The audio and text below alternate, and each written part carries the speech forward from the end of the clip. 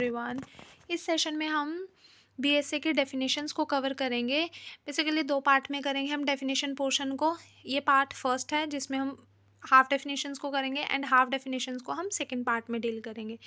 तो फर्स्टली हमारे जो सेक्शन 2 है वो क्या बात करता है, डेफिनेशन के बारे में बताता है बीएसए का।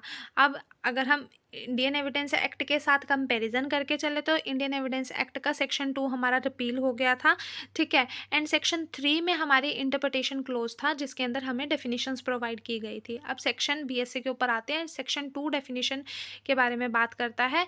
आपको ट्रिक्स के थ्रू बताऊंगी कि आपको जल्दी से याद हो जाए कि किस सेक्शन में कौन सी डेफिनेशन दी हुई है जो आपके प्री पॉइंट ऑफ व्यू से बहुत इंपॉर्टेंट है। सेक्शन 2A में आता है कोर्ट। कोर्ट के अंदर क्या चीज़ें इंक्लूड होती हैं, लाइक कोर्ट में होगा जजेस होंगे, जितने भी मजिस्ट्रेट होंगे, ठीक है, या कोई भी पर्सन जो कोर्ट ने ऑथराइज करा है जिस पर्सन को कि वो क्या है, लीगली ऑथराइज है कि वो एविडेंस ले सकता है, उन सभी को हम बोल देंगे कि वो क्या है, कोर्ट है। बट इसमें कुछ एक्सेप्शंस भी हैं, लाइक आर्बिट्रेटर हो गए, कंज्यूमर कोर्ट्स हो गए, वो कोर्ट की डेफिनेशन में नहीं आते। अब के ट्रिब्यूनल आते हैं तो ट्रिब्यूनल आपके कोर्ट की डेफिनेशन के अंदर इंक्लूडेड होंगे। अब नेक्स्ट डेफिनेशन आएगी आपकी 2D। डी से डॉक्यूमेंट। डॉक्यूमेंट क्या चीज़ होगी, कोई भी ऐसी चीज़, कोई भी मैटर जो हमने एक्सप्रेस किया या फिर हम कोई भी चीज़ को डिस्क्राइब कर रहे हैं, किस तरह से डिस्क्राइब कर रहे हैं, थ्रू द लेटर, मार्क, या फिर किसी रिप्रेजेंटेशन के थ्रू, किसी फिगर के थ्रू, इलेक्ट्रॉनिक मीन्स के थ्रू, डिजिटल रिकॉर्ड के थ्रू हम किसी चीज़ को एक्सप्रेस कर रहे हैं या डिस्क्राइब कर रहे हैं, वो चीज़ आपकी हो जाएगी डॉक्यूमेंट, ठीक है। फॉर एग्जाम्पल कोई आपने एक पेज पर कुछ लिखा, ठीक है, तो writing material that particular paper वो क्या हो जाएगा, आपका डॉक्यूमेंट कंसीडर किया जाएगा, ठीक है। कोई भी प्रिंटेड फॉर्म में कोई चीज़ है वो चीज़ आपकी डॉक्यूमेंट हो जाएगी, कोई भी पेंटिंग है वो डॉक्यूमेंट हो जाएगी, कोई मैप है वो डॉक्यूमेंट हो जाएगा।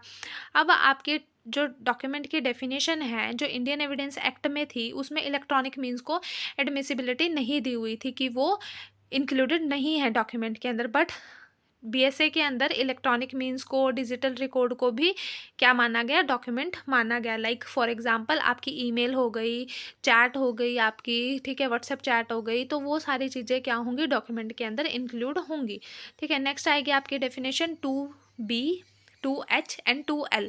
अब आपने इसको कैसे याद करना है, अब BHL क्यों कर रहे हैं हम, BHL में हम इस करके कर रहे हैं क्योंकि हमने section 4 of Indian Evidence Act में क्या पढ़ते थे, may presume, shall presume and conclusive proof को पढ़ते थे। एंड अब हम यहाँ पर क्या कर रहे हैं, यहाँ पर डेफिनेशन पोर्शन को एक तरह से अलग कर दिया, तो may presume, shall presume and conclusive proof की डेफिनेशन भी हमको डेफिनेशन पोर्शन में ही प्रोवाइड कर दी गई। तो BHL से हम याद कर रखेंगे। अब आपको डेफिनेशंस को लर्न किस तरह से करना है, आपको ट्रिक तो बता दी, BHL से याद करो, BHL BHL BHL। BHL में क्या, conclusive proof, shall presume, may presume.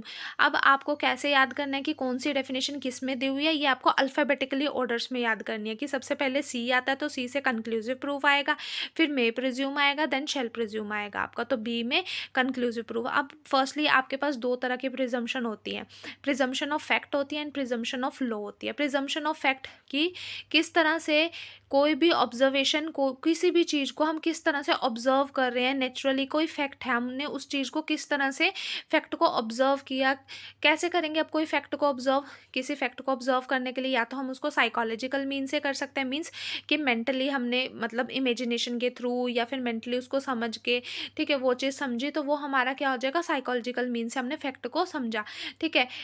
और दूसरा होगा physical fact. Physical fact means हमने देखा, सुना, तो वो हो जाएंगे आपके फिजिकल फैक्ट, ठीक है, वो फैक्ट की डेफिनेशन में कवर करेंगे। तो जो हमारी प्रिजम्पशन ऑफ फैक्ट है वहाँ पर क्या होता है, जो फैक्ट से रिलेटेड कोई भी हमारा एविडेंस देता है या फैक्ट से रिलेटेड कोई भी चीज़ केस में आएगी तो कोर्ट वहाँ पर मे प्रिज्यूम करेगा। मे प्रिज्यूम का मतलब कोर्ट की डिस्क्रिशनरी पावर है कि कोर्ट उसको एडमिट कर भी सकता है, एंड एडमिट कर भी सकता है अगर वो क्या कहेगा, पार्टी को कहेगा कि आप इसको डिसअप्रूव करने के लिए एविडेंसेस लाओ। डिसअप्रूव करना है आपको, अगर किसी भी अगर कोर्ट ने एडमिसिबल मान लिया कि हाँ ये that particular fact is admitted, ठीक है, तो कोर्ट पार्टी को अलाउ करेगा कि आप इसके डिसअप्रूवल के लिए यहाँ पर एविडेंसेस दे सकते हो, तो वो क्या होगा, मे प्रिज्यूम। मे प्रिज्यूम मतलब कि डिस्क्रिशनरी पावर है कोर्ट की, कोर्ट कर भी सकता है, मान भी सकता है और नहीं भी मान सकता है। नहीं मानने का मतलब कोर्ट कह देगा कि ये फैक्ट एग्जिस्ट ही नहीं करता, इस पर कोई एविडेंस देने की कोई नीड नहीं है। सेकेंड आएगा आपका presumption of law. Presumption of law क्या होता है कि प्रिजम्पशन ऑफ लॉ कि लॉ से रिलेटेड क्या प्रिज्यूम कर रहे हैं, तो ये दो तरह की होती है, एक होती है इरिबर्टेबल प्रिजम्पशन, एक होती है रिबर्टेबल प्रिजम्पशन। जो आपकी रिबर्टेबल प्रिजम्पशन होती है डिबेटेबल प्रिजम्पशन में आप कोर्ट क्या करते हैं, यहाँ पर शेल प्रिज्यूम, शेल का मतलब कि कोर्ट यहाँ पर मानेगा ही मानेगा, वो यहाँ पर डिस्क्रिशनरी पावर नहीं आएगी, कोर्ट ने मान लिया, बट यहाँ पर कंडीशन कोर्ट ये दे देती है कि आप डिसअप्रूवल के लिए यहाँ पर भी एविडेंसेस दे सकते हो, ठीक है, बट यहाँ पर एविडेंसेस दे सकते हो, यहाँ पर डिनाई नहीं करेगा, यहाँ पर मर्जी नहीं चलेगी कोर्ट की, कोर्ट उसको कोई फैक्ट है उसको बोलेगा कि हाँ जी ये फैक्ट एडमिटेड है एंड आप इसके अगेंस्ट के लिए, अगर आप इसके अगेंस्ट में जाना चाहते हो तो आप इसके अगेंस्ट में क्या दो, एविडेंसेस दो, तो वो होगी आपकी रिबर्टेबल प्रिजम्पशन कि आप उसको रिब्यूट कर सकते हो, ठीक है। नेक्स्ट आएगी आपकी इरिबर्टेबल प्रिजम्पशन, जिसको हम कंक्लूसिव प्रूफ भी बोलते हैं, कंक्लूसिव प्रूफ कि माने कि कोर्ट वहाँ पर मानेगा ही मानेगा एंड आपको फर्दर उसको डिसअप्रूवल के लिए एविडेंसेस देने की कोई नीड नहीं है, नीड मतलब कि कोर्ट एडमिट ही नहीं करेगा वहाँ पर एविडेंसेस, जो चीज़ कंक्लूसिव प्रूफ बोल दी गई तो वो एज इट इज़ कंक्लूसिवली ही मानी जाएगी। फॉर एग्जांपल कि यहाँ पर आप ले सकते हो एग्जांपल कि एन एक्ट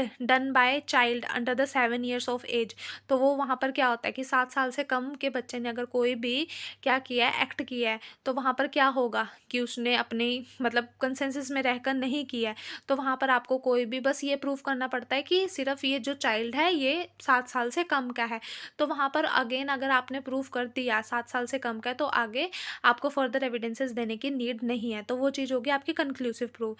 एंड नेक्स्ट आएगा कि जो हम शेल प्रिज्यूम में अगर हम एग्जांपल लेकर चले कि कोई भी एक्ट चाइल्ड ने किया है 7 and 12 ईयर की मतलब एज के बीच में, तो वहाँ पर कोर्ट क्या देखता है, वहाँ पर कोर्ट शेल प्रिज्यूम करेगा। शेल प्रिज्यूम क्यों करेगा, क्योंकि वहाँ पर मेच्योरिटी लेवल देखेगा एंड अंडरस्टैंडिंग देखेगा चाइल्ड की, अगर अंडरस्टैंडिंग उसको लग रहा है कोर्ट को कि चाइल्ड को इतना मेच्योरिटी है चाइल्ड के अंदर कि वो उसको सब कुछ पता है सही गलत के बारे में, तो कोर्ट वहाँ पर शेल प्रिज्यूम करेगा एंड उसके अगेंस्ट में डेफिनेशन देने वो डिसअप्रूवल के लिए या फिर एविडेंसेस देने के लिए उनको अलाउ करेगा। तो ये शेल प्रिज्यूम की हुई कंक्लूसिव प्रूफ में कि 7 साल से बच्चा कम है तो वहाँ पर आपको एविडेंस देने की कोई भी नीड नहीं है कि उसने पर्टिकुलर एक्ट नहीं किया, ठीक है।